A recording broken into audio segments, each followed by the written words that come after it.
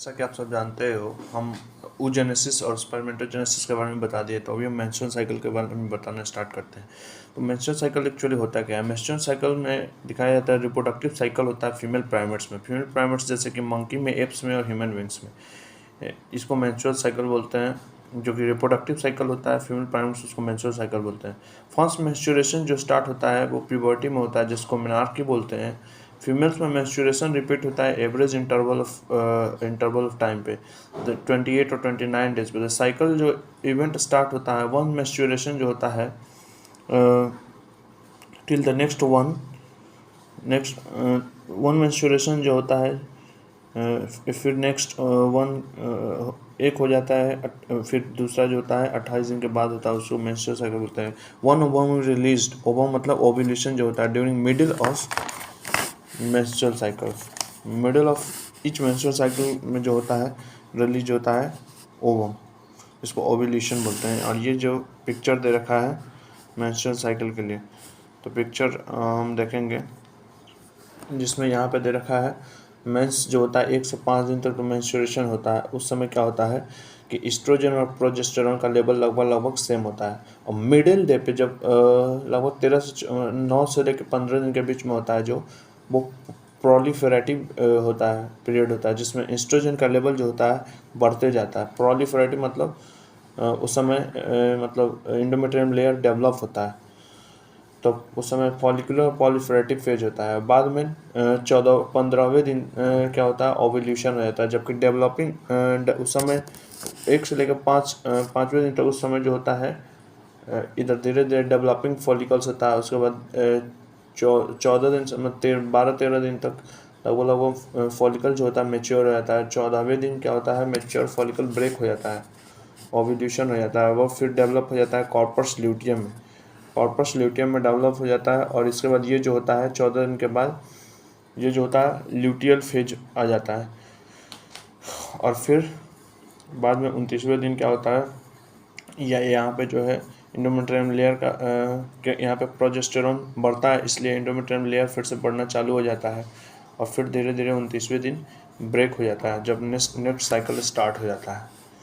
तो यहाँ पे जब ओव्यूलेशन होता है तो एलएच का जो लेवल होता है वो काफ़ी बढ़ जाता है, और एफएसएच का लेवल थोड़ा सा, एफएसएच भी बढ़ता है लेकिन एलएच बहुत ज़्यादा बढ़ जाता है।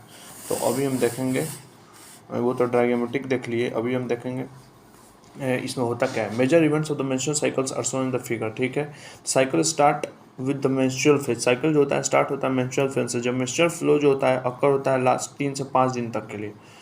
मेंस्ट्रुअल फ्लो जो होता है इस जो होता है ब्रेकडाउन होता है एंडोमेट्रियम लाइनिंग का यूट्रस से, और इसका ब्लड वेसल जो होता है जो कि बनाता है लिक्विड और निकलता है वेजाइना से। मेंस्ट्रुएशन ओनली होता है कब?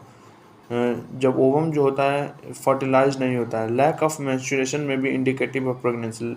जब मेंस्ट्रुएशन ना हो रहा हो तो ये इंडिकेशन है प्रेगनेंसी का हो सकता है। However it may also be caused due to the some other underlying causes.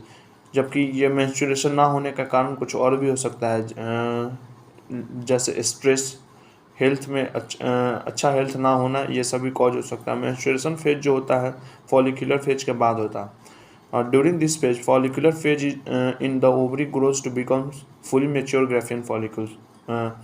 इस फेज में प्राइमरी फॉलिकल्स जो होता है ओवरी का वो ग्रो हो जाता है और बन जाता है फुली मेच्योर ग्राफियन फॉलिकल्स। और साइमल्टेनियसली इंडोमेट्रियम ऑफ यूट्रस जो होता है रीजनरेट हो जाता है प्रोलिफेरेशन से रीजनरेट हो जाता है। ये जो चेंज होता है ओवरी में और यूट्रस में, ये इंड्यूस होता है जब लेवल होता है पिट्यूटरी, जब लेवल चेंज होता है पिट्यूटरी में ovarian hormones, level of the pituitary और ओवेरियन हार्मोन्स का। तब secretions of the gonadotropins like LH and FSH increases gradually during the follicular phase। secretions जो होता है gonadotropins हार्मोन्स जैसे कि LH और FSH का इंक्रीज कर जाता है ग्रेजुअली और फॉलिकुलर फेज में, स्टिमुलेट करता है follicular development as well as secretion of estrogen by growing follicles. Both LH और FSH जो होता है अटेन करता है peak level middle of cycle में। अच्छा, LH और FSH जो होता है पिक लेवल पे रहता है साइकिल के मिड में। Rapid secretion of LH leading to the maximum level during the mid cycle called LH surge reduces the Graafian follicles. Rapid secretion होता है LH का जो कि लीड करता है मैक्सिमम जो होता है मैक्सिमम लेवल पर चला जाता है मिड साइकिल में, जिसको LH सर्ज भी बोलते हैं, जो कि रैप्चर करता है, इंड्यूस करता है ग्राफियन फॉलिकल्स को, ग्राफियन फॉलिकल्स के रैप्चरिंग को, जिसकी वजह से ग्राफियन फॉलिकल रैप्चर होता है और इसलिए thereby the release of ovum, और ओवम का रिलीज होता है जिसको हम ओव्यूल्यूशन बोलते हैं। द ओव्यूल्यूशन और ovulatory phase is followed by the luteal phase. The ovulation जो होता है और ओव्यूलेटरी फेज जो होता है वो ल्यूटियल फेज के बाद होता है, during which the remaining parts of the Graafian follicles transfer. और इसके बाद ग्राफियन फॉलिकल्स का रिमेनिंग पार्ट जो होता है जब ओव्यूलेशन हो जाता है तो ग्राफियन फॉलिकल्स का रिमेनिंग पार्ट जो होता है वो कॉर्पस ल्यूटियम में कन्वर्ट होता है। कॉर्पस ल्यूटियम जो होता है लार्ज अमाउंट ऑफ प्रोजेस्टेरॉन को सीक्रेट करता है, जो कि एसेंशियल होता है मेंटेनेंस के लिए इंडोमेट्रियम को। Such an endometrium is necessary for implantation of the fertilized ovum. ऐसे इंडोमेट्रियम जो होता है नेसेसरी होता है इम्प्लांटेशन के लिए, फर्टिलाइज ओवम के इम्प्लांटेशन के लिए और other events of the pregnancy, और दूसरे इवेंट्स प्रेगनेंसी के दूसरे इवेंट्स के लिए। During pregnancy all events of the menstrual cycle stop. Pregnancy के समय जितने भी मेंस्ट्रुअल साइकिल के इवेंट्स होते हैं वो स्टॉप हो जाते हैं और कोई भी मेंस्ट्रुएशन नहीं होता है। In the absence of fertilization the corpus luteum degenerate. Fertilization के एब्सेंस में कॉर्पस ल्यूटियम जो होता है डिजेनरेट कर जाता है, और कॉज जो होता है डिजेनरेशन का इंडोमेट्रियम का वो मेंस्ट्रुएशन कॉज करता है और एक नया साइकिल स्टार्ट होता है। In the human beings menstrual cycle ceases around 50 years of age. Human beings में मेंस्ट्रुअल साइकिल जो होता है बंद हो जाता है फीमेल में 50 साल के एज में।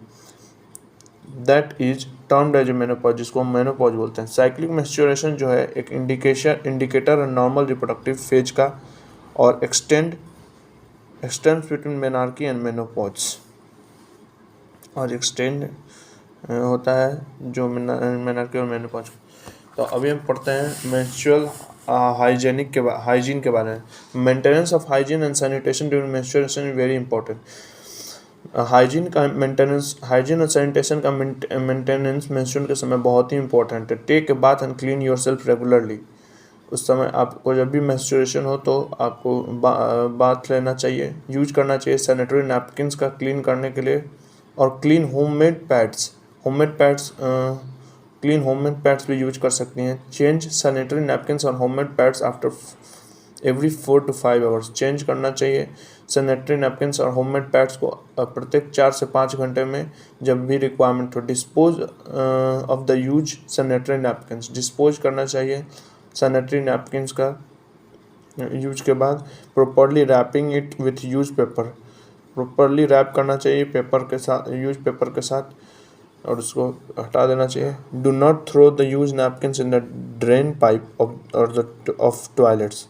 इसको आप ड्रेन पाइप में ना फेंके टॉयलेट्स के जो कि ओपन एरिया में हो, और इन द ओपन एरिया में भी नहीं। After handling the napkins wash the hand with soap.